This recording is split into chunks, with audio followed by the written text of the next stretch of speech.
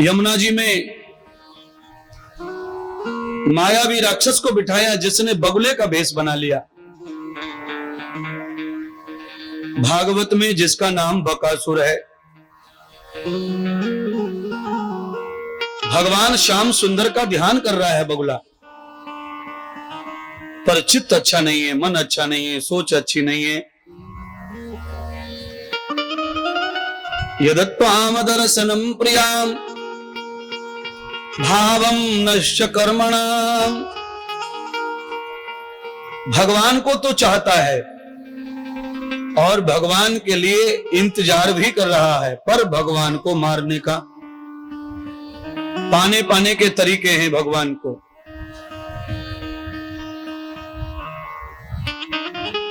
शास्त्रों में बगुले जैसा ध्यान ऋषि मुनियों का भी नहीं बताया है। काक चेष्टाम बको ध्यानम स्वान निद्राम तथैव च। बगुले जैसा ध्यान किसी योगी का भी नहीं है। इतना ध्यान कर रहा है बगुला।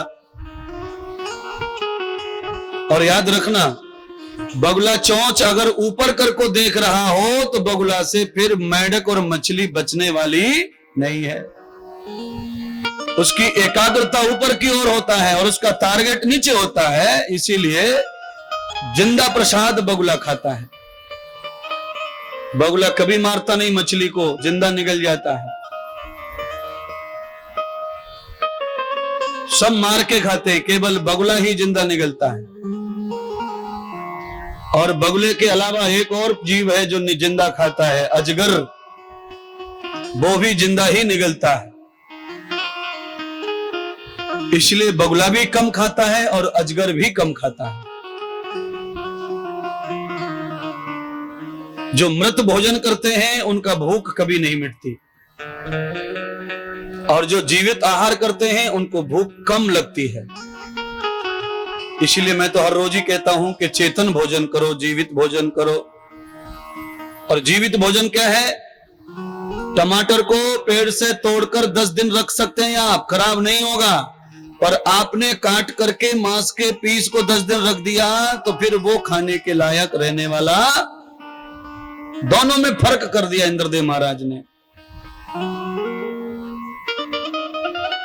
लौकी, गिलकी, काशी फल महीनों तक रख लो काशी फल को। लोग तो 6-6 महीने काशी फल घर में रख लेते हैं। जिस पदार्थ में इतने दिन जिंदा रहने की ऊर्जा है वो तुम्हें ऊर्जा ज्यादा देगा। जिसमें मरने के बाद रहने की ऊर्जा नहीं है वो तुम्हें ऊर्जा कैसे प्रदान करेगा? बोलिए। मांस काट के टंग जाए और ना बिके, दूसरे दिन ही कीड़े आ जाते उसमें, कहां से आएगी ऊर्जा?